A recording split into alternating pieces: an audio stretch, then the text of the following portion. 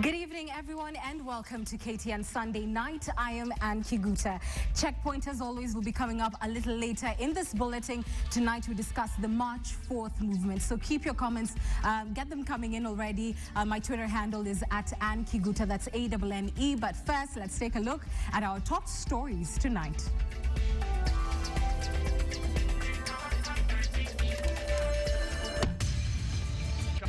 Ati watu wachache waende waketi kwa room, patiwe uji na chai na njugu karanga na ndoma, ati alafu wachague rais. Hiyo inawezekana kweli?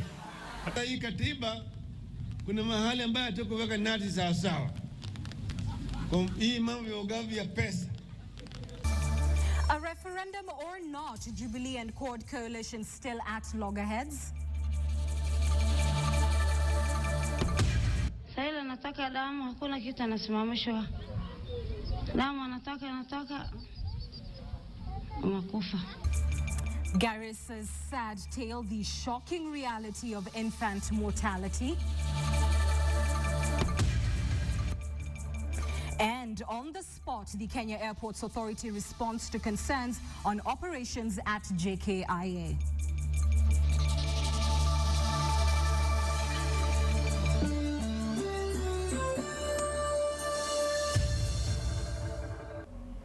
Welcome to the program. Is a referendum the answer to the challenges facing devolution? As economists ponder on this, governors insist they will still collect 1 million signatures to advance their push for a constitutional referendum. KTN's Ashamwilu reports.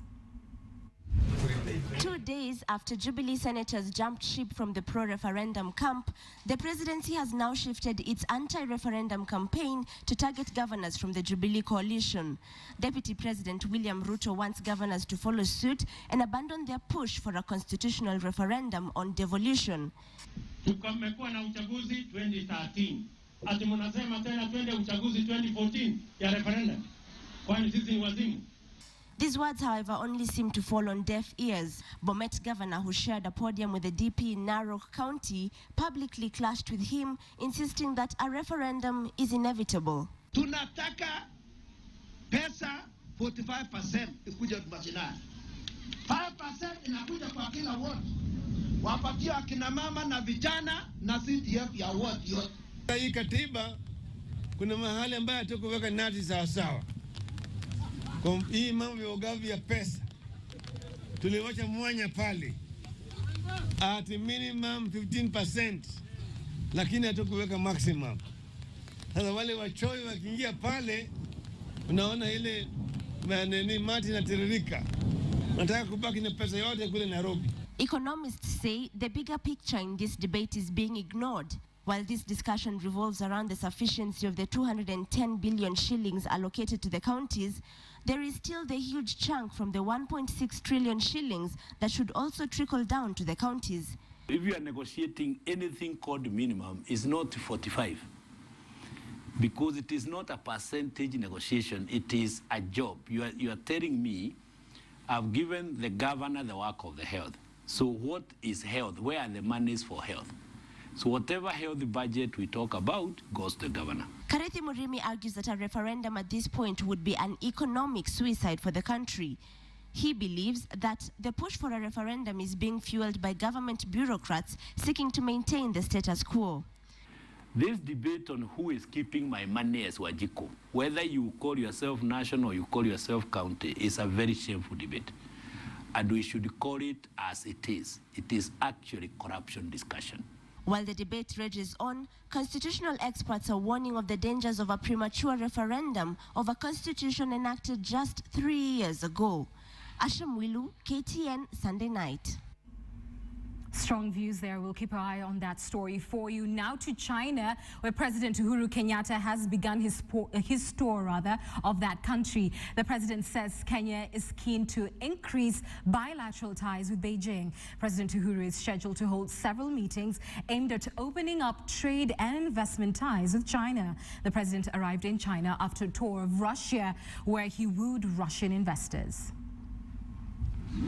Beijing. Thank you very much. The president's choice of Beijing for his first official state visit outside of Africa since his inauguration is perhaps an indicator of just how keen the government is to strengthen ties with China. Is a clear indication of China's growing importance to Kenya and indeed to Africa as a whole.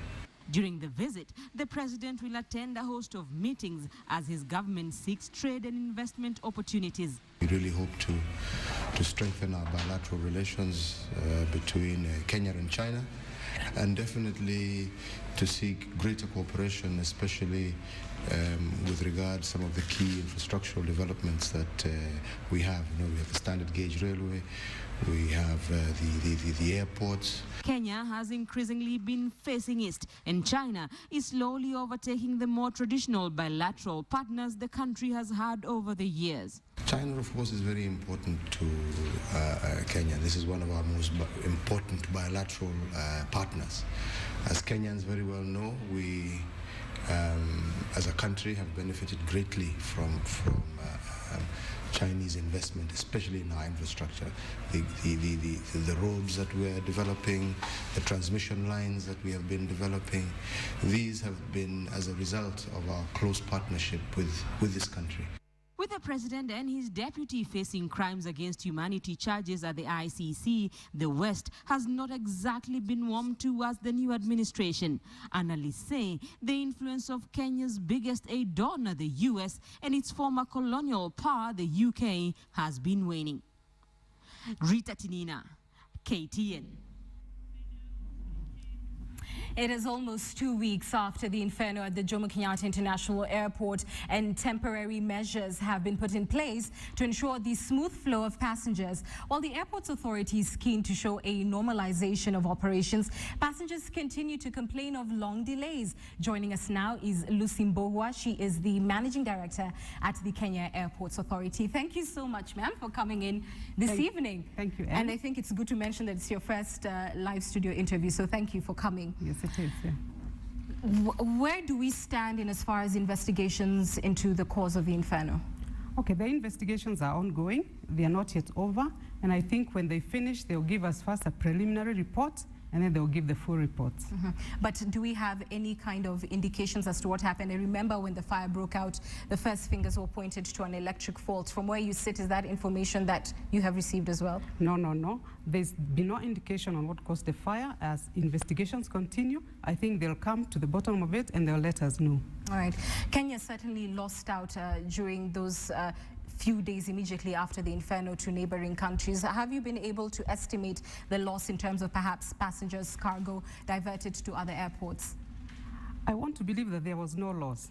Passengers were delayed, of course, in taking off, but as soon as we started operations, we came back to normal. We even actually carried more passengers than we were supposed to carry on a day-to-day basis, because most of the airlines sent 2 aircraft or even a bigger jet so as to clear the backlog. And now we are actually back to normal in terms of statistics. The passengers we carry, we are back to normal. How many are you carrying right now? We are carrying between 17,000 and 19,000 a day, depending on the day. Well, it's interesting because on the one hand, there is a very PR savvy, if you like, approach that is being taken by yourselves. And of course, Kenya Airways as well, that operates heavily from JKIA, saying that operations are back to normal. But the feedback we receive from the newsroom is passengers complaining of these really long delays, some saying up to 4 hours in queues. What's the problem? Of course, remember, we're operating from temporary facilities. Yeah? They can never be as efficient as the permanent facilities were. So there's likely to be a few delays here when passengers are being screened, when they're going through passport check. But overall, airlines are not experiencing any delays in taking off. What are the plans so far to rebuild at least that section of the airport? We've got plans to get people out of the tents in 3 weeks. We'll get them into some sort of temporary buildings so that we're out of the tents. Remember, the rains are coming now, and we need to get them out of that. Then, of course, we have a plan to bring in a temporary terminal within about 2 months. And when that happens, I think passengers will be comfortable. And that's building 1 at a cost of how much? Well, it's being imported actually and then set up at JKIA, and it's going to cost about $30 million because it's a complete unit of arrivals and departures with all the equipment that is necessary to run a terminal. Well, certainly the whole region is looking to Kenya to get that airport up and running soon, and we certainly do wish you the best, Lucy. Okay, thank you so much. Thank you, Anne, for coming in tonight. All right. Now, even though the government has moved to ensure maternity services are free of charge, infant mortality rates are still high in northeastern Kenya. In a settlement just kilometers from Garissa town, expectant mothers live in fear of losing babies in childbirth. Tonight, we highlight the story of two women from the same area, one of whom has lost 16 children in childbirth. Expectant women often dream of the day when they shall come face to face with their little bundle of joy. For some women, however, there is to be no such happy ending. Our journey leads us to Banisa, kilometers from Garissa town. Here we find Ambia Duale. She is over 50 years old and has no child of her own. She is not barren, she tells us. Neither did she decide not to have any children. Ambia has fallen pregnant 16 times, but when it was time to deliver, she would lose her children in childbirth. Like many here, she sought the services of a midwife when the time came. This rope, one of the primitive tools in the midwife's bag, to be utilized during delivery. Unaweza kushika kamba, yuko wanawake anakushika. Sasa ile nataka damu, hakuna kitu anasimamishwa. Damu anataka unakufa. Ambia's story is not the only one of its kind here. Halima Dar lost 7 children in childbirth. She cuddles this 8th child, born just this week. Maternal mortality is high in this area that has no health center or dispensary. According to a 2010 report, between 1,000 and 1,200 women die during delivery per 100,000 births in northeastern Kenya, compared to the national rate of 488 deaths per 100,000 deliveries. Several others survive but lose their babies at birth. In order to get to the nearest hospital, one has to find the rare vehicle and undertake the journey down the long, dusty Mandera-Garissa road. But even at the hospital where maternity services are free, health practitioners are often few. The number of staffs deployed per the departments have become not adequate, so actually they are overwhelmed. A section of mothers in the region have found refuge at the Garissa Provincial General Hospital maternal shelter, where they stay as a way to give birth. After losing several babies like Ambia and Halima, each time they arrive, they hope for a different ending to the story. Wilkisanyabwa, KTN. To another heart-wrenching story, and on the morning of her wedding day, Terry Gobanga was hijacked and gang-raped by 3 men, tragically halting her wedding plans. It was the beginning of her nightmare. Unfaltered though, Terry did pick herself up, and here's the story with Sharon Momanyi. A girl's wedding day is one of the most important days of her life. It is filled with expectations of a happy thereafter and lots of great memories. But it wasn't so for Terry Gobanga. 4th December 2004, intended to have been her dream wedding day, instead became her worst nightmare. Ilikuwa siku ya harusi yangu asubuhi. Ndipo nilipoondoka kuescort rafiki yangu kwenye bus stop.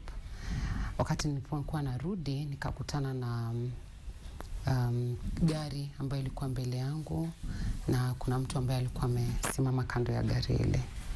Nilipopita kidogo, alinishika akaniweka kwenye gari hilo.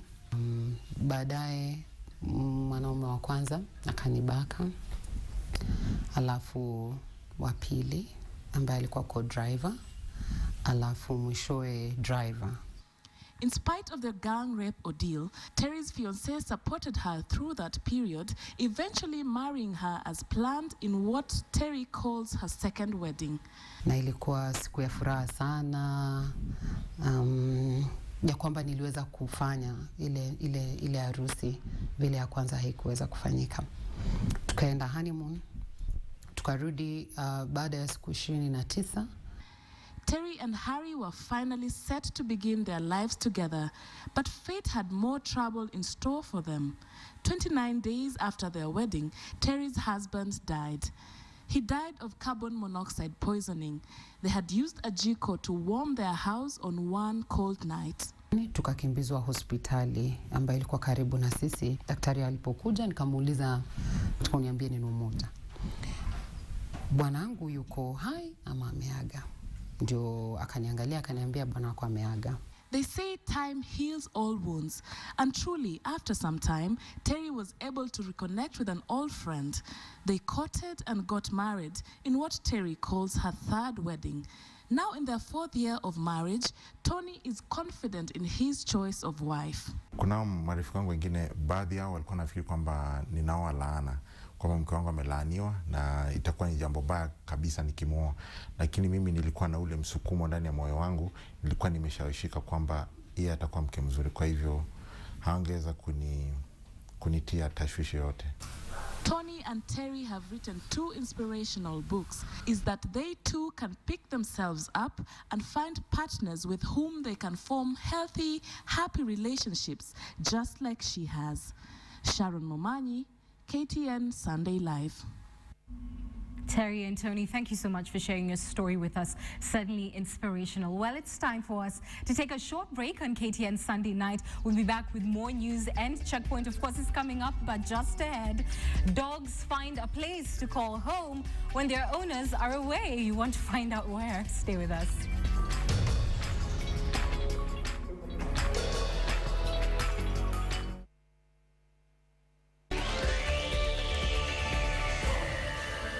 Thank you for staying with us. Welcome back.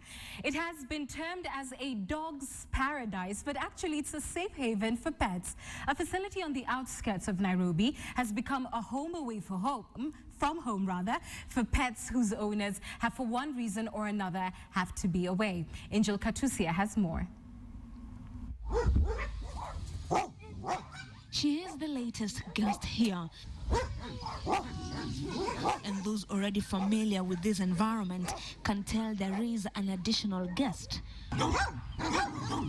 All clean and clearly, this is a strange environment for her. She just arrived from the UK this morning and will stay here for a week until the owner arrives in Kenya. This is Yoani Yapaville in Salama along Mombasa Road. It is literally an animal farm. Cows, horses, dogs, and cats. We are, however, keen on the pet business here. Cats and dogs. Robin Stanley and his wife Anita Mills houses people's pets at a cost. The female dog comes into season and they don't want it mated accidentally. Possibly their garden in Nairobi or wherever they live is not secure. So they send it here for the 3-week period whilst that dog is wanting to be mated. If the client is going on holiday, either out of the country or locally, then they will send their dog here for 1 week, 2 weeks, 3 weeks. They have different clients with different needs. Clients coming into the country from America, UK, quite often they'll send their pet ahead of them. So they've arranged everything on that side. They know the dog has gotten to the airport, it's got on the aeroplane. They've arranged everything on that side. They know the dog has gotten to the airport, it's got on the aeroplane. We now have a vehicle at the airport. We have a clearing agent at the airport that helps us with KRA and customs at the airport. He will clear it at the airport. Our vehicle is there. We collect the dog, we transport it here. The couple offers boarding facilities for dogs, cats, horses, and they sometimes can accommodate a rare pet to suit their client's need. They tell us they have housed rabbits in the past. It was set up in 2010. Then, the facility had only 2 dog kennels and would house a maximum of 8 dogs. Now it has 20 dog kennels and 4 cat enclosures and currently houses over 40 dogs and several cats. They will come here and they will come onto what is not their own turf, neutral territory. And every dog is now finding out that there are so many new smells, new things to do, people to meet, and they rush around, and there's very little fighting. Anita is a veterinary doctor and so if the pets need any medical care, while here, there's no need to panic. Basic charges are 550 for a dog, anything up to about 12 kilos, so a small dog is 550 shillings a day. Yeah. And just like boarding facility, this one too gets fully booked at times. For instance, it's August, but the facility already has more than half its capacity booked for December. Angelica Tuse, KTN, Sunday night. Yep. In other news, a 55-year-old man has been accused of defiling a 15-year-old girl in Maralal as 3 suspected criminals are gunned down in Nakuru. Details of these and other stories from the counties coming up next. 5 people died this afternoon in Bomet County after a bus hit a stalled private car along the Bomet-Narok highway. The passengers were traveling from Siaya to Nairobi. Most of them were asleep when the accident occurred. In Maralal, police have arrested a 55-year-old man on suspicion that he defiled a 15-year-old girl. The man is said to have been served lunch by the girl who worked as a waitress at a local hotel. He is then accused of following her home after her shift, where he allegedly defiled her. The Salvation Army in Nairobi is questioning why the court has not taken action against developers of a building set to be constructed on the church's private land. Church members claim they have followed up on the matter with the court to no avail. 3 suspected criminals were last night shot dead by police at Kawangware in Nakuru County. The 3 are said to have been part of a 5-man gang suspected to have taken part in a carjacking incident.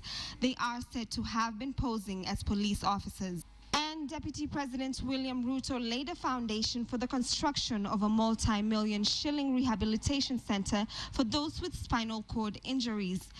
The Deputy President pledged 3 million shillings for the project and said that the government will donate 30 million shillings to the respective ministry towards the construction of the facility. Charity Kimani, KTN.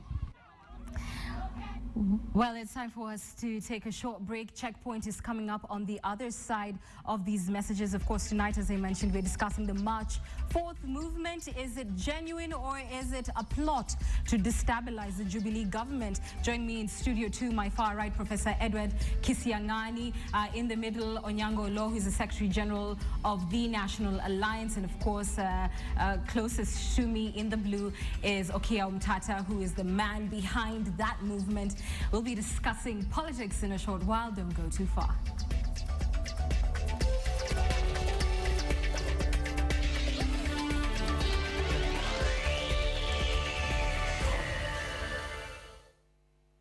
Welcome back. It's time for Checkpoint. Now, it seems for every political interest, there's a referendum waiting to happen. There's one for governors who want more money. There's another one for courts seeking to replace the presidential system of government with a parliamentary one. And then there is the March 4th movement, which wants the president and the deputy president elected by popular vote by elected officials at the county level and not by you and me. Now, the March 4th movement wants Kenya to adopt a system that is similar to the Electoral College in the United States, where in our case, each county will be apportioned presidential electoral votes equal to the number of its elected officials. So, for instance, here, those would be the governor, the senator, members of the National Assembly, including the women's representative. A candidate who wins that popular vote of a particular county will also win all the presidential electoral votes in that county on a winner-takes-all basis. Now, to be elected president, according to the March 4th movement, one would have to get at least 216 votes, being more than 1/2 of the possible 431 presidential electoral votes. Now, if no candidate gets those 216 votes, there would be a runoff.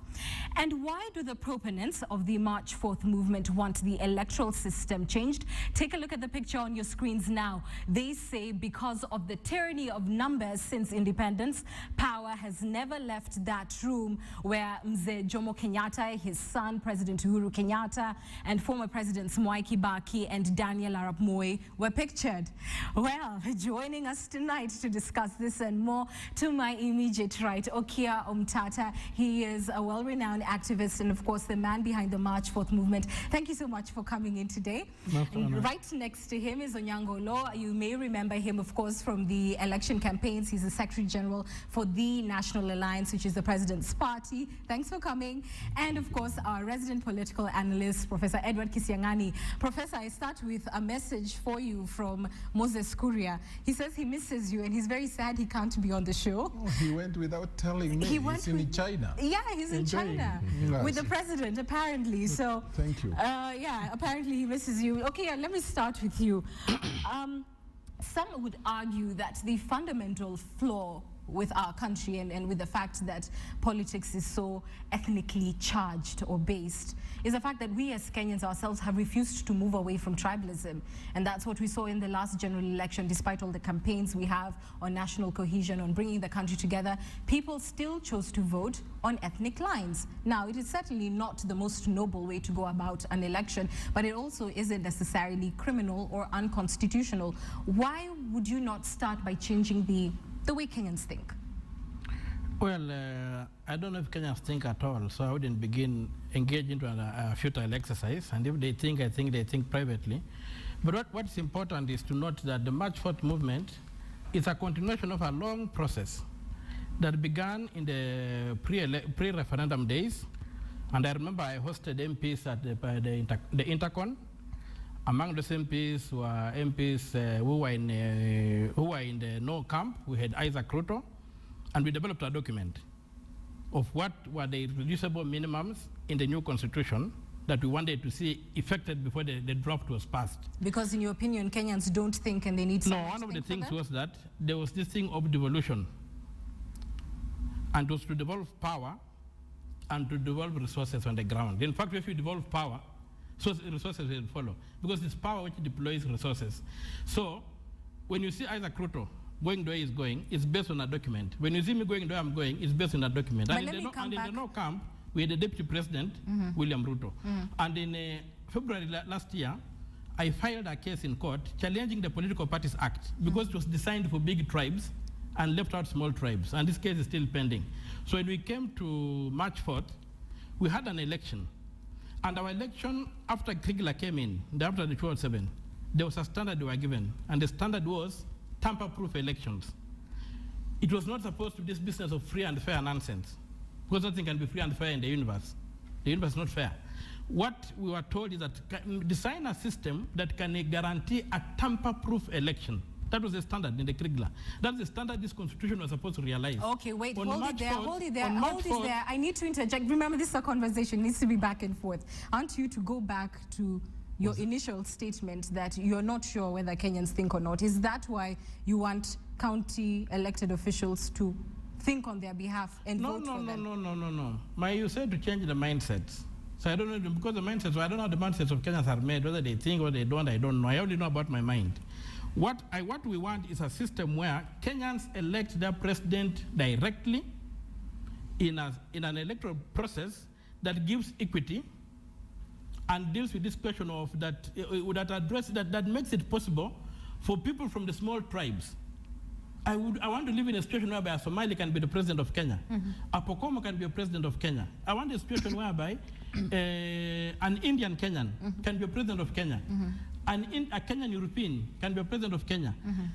And that can only happen whereby you have an electoral system that ensures politics is prosecuted on a platform of ideologies and development programs, not identity, not tribal identity. Okay, let me bring in Onyango on this question. And part of what Okia and his team have said is that elections as they are right now is purely a census of tribes. Is that something that you agree with? I refuse to ascribe to that. First and foremost, it is wrong to say that one does not know whether Kenyans think or not. Kenyans do think.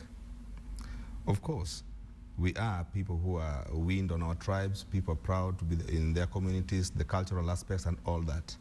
And largely for sometimes Kenyans had been voting towards the tribe. But this has been changing very consistently if we are just fair to ourselves. So to say that we have to change the way we do our elections for the president for us to curtail the issue of ethnicity is simply a misstatement. But that statement is not entirely true. Look at the just concluded March 4th election. Kenyans voted along tribal blocks, absolutely, and the coalitions that were formed on tribal blocks. Look at Central and Rift Valley, overwhelmingly for Jubilee, Nyanza and the rest, overwhelmingly for CORD. You could be right, but the word absolutely is misplaced. Why do I say that? Raila simply outwashed Musalia Mudavadi in Western Province.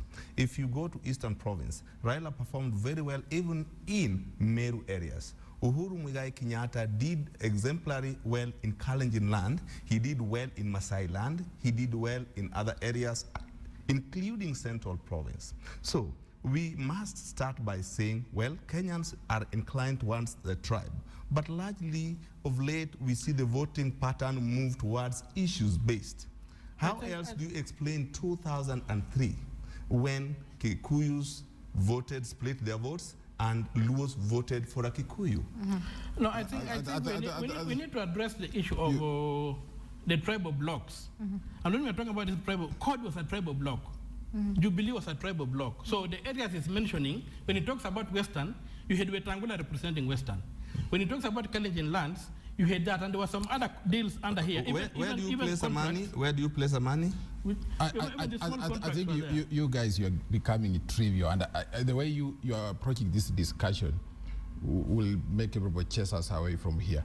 I think the point is, I don't agree with Omtata that Kenya, he's talking about the way, he's frustrated with the way Kenyans vote, but he doesn't know, he cannot gauge their mindset. During a political process. Let him make his point. Let him make his point. Professor, continue. Let me make my point. Okay. But then, there is a problem when we are discussing the way people vote in this country. The bigger issues are not for Onyangolo to justify Uhuru getting some votes somewhere. This is what we call political tokenism. And that is where you get it absolutely wrong. Yes. I started by telling why don't I make Onyango, please. Yes, let me make my point. So, when you look at things like the March 4th movement, you say it started before the referendum. There was no March 4th before the referendum, the pre-referendum day. So that is dishonest. March 4th is branding. Yes. The branding of the idea. Yes. On March 4th, because on March 4th, you are we clear. failed to carry out a tamper-proof election. Yes. So it was a litmus test. The bigger issue when I look at you, Mutata, is this. The frustrations you went through during the March 4th elections is what is making you come up with this idea. You are frustrated because certain things are not happening. And one of the things that is not happening is Jubilee, after it even won the elections, it has not been modest in victory. They have chosen people from the areas that were relevant to them. You should look at cabinet, you look at principal secretaries. Other people have been getting what you call mabaki. No, and that is what is frustrating you. That is what is frustrating you. Professor, just hold on. Okia, please, we conduct these interviews in a certain way, and you may need to wait your turn, so please indulge us so that we could also hear you when you speak. And Prof, I want to get you back to the conversation. Okia has come up with the March 4th movement as a way of ending the tyranny of numbers scourge, which is what finds us every election. Hold on. Do you believe that is the right way to go, or what is your fundamental problem with the system that he is proposing at a county level? I don't think that the people who are working with him, Okia Omtata, really understand how to deal with this problem. Who are these people? The people you could be working with. The problem is, you cannot sort out the tyrant of numbers by just asking county assemblies That is where you go wrong. It's not county assemblies who are going to vote. There are county reps and MPs. No. Our system is a direct vote. Mr. Okia. Our system is a direct vote. Mr. Okia, please explain how you want Kenyans to vote. Because you are discussing my idea, let us discuss the correct idea, not what you think my idea is. Please go ahead, just explain My idea is this. We want to create equity, and we have got electoral units in this country. We have got county electoral units, and we have got a county as an electoral unit. You have got parliament as an electoral unit for representing people, and a county electoral unit for representing interests of the county. So what we are proposing is that each county is considered as one presidential electoral vote across, so that there are 47 electoral votes for the president. Then each constituency is also considered as an electoral vote for the president, so that when an election is conducted, the constituencies in a county, the constituencies in one county plus the county vote constitute the electoral ballot, the electoral votes for that county. So that if you take Nairobi with 17 MPs and one county, that would be 18 votes. So when the votes are done, people vote directly, and you can choose an MP in Party B and choose a president in Party A. MPs and governors can be in Party B, but in Party A you choose a president. The United and States. then when the votes are tallied, whoever has won the presidential vote, even by one vote, you win all the points for that county. Okay, thank you. I think you've explained. Prof, let me come to you because you were in the middle of making a point, and then I'll come to you, please. Olo. Go ahead, Prof. In the United States, what Okia is talking about is what you call the Electoral College. The Electoral College is the equivalent of the number of senators and the number of House of Representatives in the United States. Now, that one does not necessarily lock out the tyrant of numbers. For example, he's already talking about small tribes and big tribes. I don't know what that means. What Okia should be thinking is, how can we reconstruct our nationhood? Because the nationhood, as conceived in 1963, was ethnicized. And the state has always been ethnicized. Even if you are going to say we are talking about the representatives, we still have people from central Kenya who are representing constituencies in the Rift Valley. And they are likely to vote along those lines. Mr.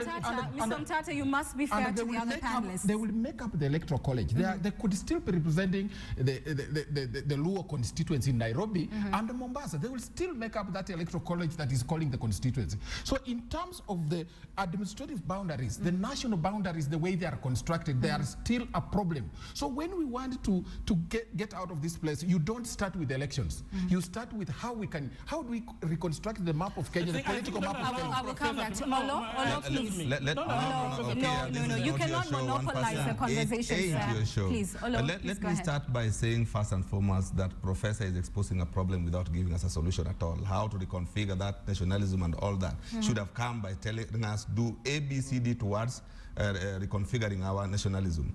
On the issue of Okia Mtata, I do not understand. What he simply is agitating for is that we substitute tyranny of numbers, as he calls it, with tyranny of counties or whichever electoral units he wants to call them. The position is clear. From what is democracy? The basic definition of democracy is the government of the people, for the people, by the people. The equality of the vote must be respected. And that equality of the vote, whether you are a Luhya, a Teso, a Turkana, one man, one vote, should be valued. What we should look at is Kenyans must be configured towards looking at issues that are beneficial to them, issues that impact on their day-to-day activities, turning blind eye to the tribe. But you cannot deny the fact that he does make a point when he says we still vote on those blocks, and that even in the just concluded election, we saw political leaders from both sides heading to their so-called strongholds, which he are may be to an extent he could be correct, but his solution is totally misplaced. How would this issue of electoral college now remove the tyranny of numbers or remove that is exactly what I'm saying. Gentlemen, you will calm down and you will allow him to speak. Go ahead. But he's been leaving all the time. Let him speak. Of numbers is this. All these large tribes have very huge diasporas outside their ancestral homes. And you'll find that when a presidential election is held, it creates a national platform or a single basket where even the Luhya in Lodwar, the Luhya in Mombasa, the Luhya in Kakamega is looking about the Luhya candidate. The same for the Luo, the same for the Kikuyu. But these people are in counties outside their domesticated area. So when you put these counties as the electoral unit, you will break up these big tribes and force them. That is naive. Really naive. And when you come that down, is somewhere from the something from the moon. You will find that the Luos in the Mombasa County, they will have representatives. Will have representatives, but they have to be subsumed within Mombasa County, and they will not be able to directly say, I'm voting for Raila. And I don't care about who comes Professor, I don't care who comes. So when you break these things into counties, the various counties now become weighted, and the small people in the counties will get a voice, whereby through the political parties and whatever, it will be possible for candidates, just like it happened in the US. Today you have a black man who's a minority ruling the US. But I'm telling you, once you break up It the is simply not applicable. I want to ask a question. Wait, you will ask your question, but I want to direct you first, Professor, a question that Onyango has brought to you, and he said that essentially you have pointed out what you think is a problem with what the March 4th movement is representing, but you haven't talked about what is the solution of how do you redraw Kenya into a way that encourages us to vote beyond our tribal inclinations. We need a national conference to relook at the way we were reconstructed at independence, the kind of boundaries that said this is Central Kenya, this is Rift Valley. We want to know the philosophy behind that kind of configuration. And it is a consensus we can reach when we do that.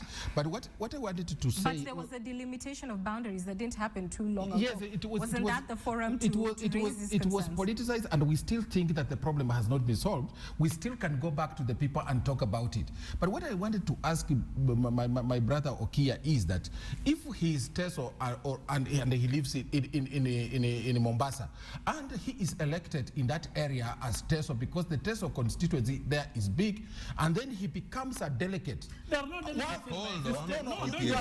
There are no delegates in the system you are proposing. That's why you are having a problem. No. You should have taken the time to understand what you are proposing before you debate it. To come here and begin thinking that what you think you are proposing is wrong. No, there are no delegates because there's been a concerted attempt to force us to have a system of delegates. We don't have delegates. What happens is, irrespective of how people elect in a unit, let's assume there's in Busia now we have got 7 constituencies and 1 senator, 7 constituencies and 1 county. 1 county, yes. If the people of Busia were to vote 100% for, say, ODM as MPs plus everything, but then for the presidential election, they vote for TNA. TNA would carry all the votes in Busia, irrespective of where that is correct. There are no delegates in the system, and the vote ends there, and the people move. On the question of the weighted vote, politics is about balancing. Right now, if you look at the population of Central Province and the population of Western, they are at par. But Central has got 5 counties, Western has got 4 counties. So where is the balance? Are you going to begin saying we're going to be able to mathematics? Onyango, I want to come to you. I want to come to you because I think I appreciate where you're coming from.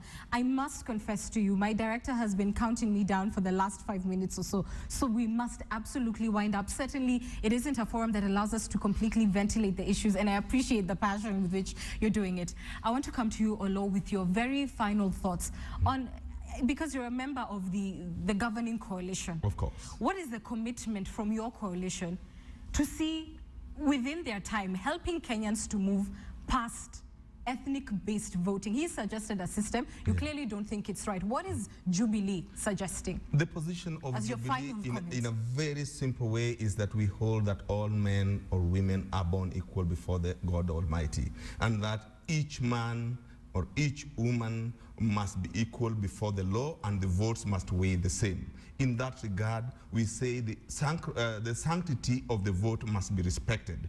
As to the issue of ethnicity and tribalism, we must go a step forward to reach out to all other areas, whether they voted you or they did not vote you, because we are one country. And then we must bring our manifesto on issues that affect our people from all sectors of this community. The idea of bringing equity where equality can suffice is simply out. And this college issue must just be forgotten. I thank you, Professor. Your final thoughts, please keep it brief. I want to send a message to all. Go and tell the ruling coalition they got it wrong in government appointments. The reason why people like Okia are coming is because the rest of the country has been excluded from the center. But we are not yet complete with appointments. We are barely halfway. Gentlemen, I must thank you all. I know it is a very difficult conversation to have in 20 minutes, but I think you've done your best to articulate your views. I need you all to shake hands now for my viewers, because we are not at war. We are trying to understand how to help the country. I thank you all for coming. Okia Mtata, Onyango Olo of TNA, and of course Professor Edward Kisiangani, the sport